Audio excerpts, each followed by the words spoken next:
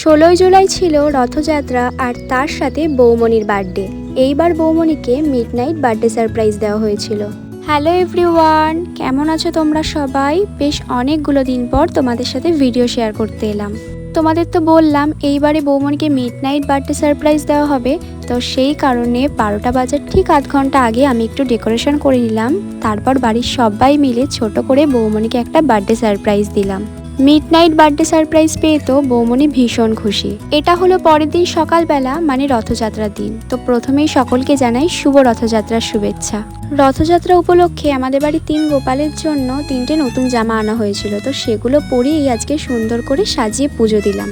আমার তো পুজো দেওয়া কমপ্লিট, আর এদিকে আসতেই দেখি মা খিচুড়ি বানানোর জন্য সমস্ত প্রস্তুতি নিচ্ছে। আমার দাদা এবং তার বন্ধুরা মিলে রথ বের করে, আর সেই রথের দর্শনার্থীদের জন্যই মায়ের এত আয়োজন।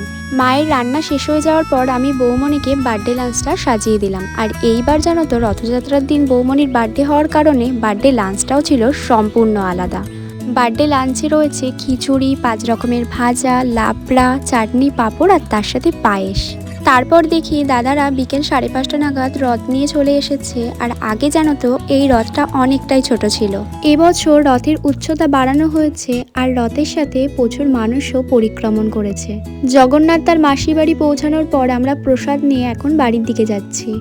তারপর সন্ধ্যা হতেই আমি, মা, আদর আর বৌমনি মিলে চলে এসেছি গোপালপুরের রথের মেলায়। এবছর গোপালপুরের রথের মেলাতেও বেশ অনেক ভিড় ছিল। তোমরা এবার কোথায় রথ দেখতে গেলে অবশ্যই কিন্তু কমেন্টে জানিও, আর একবার বলে যেও জয় জগন্নাথ।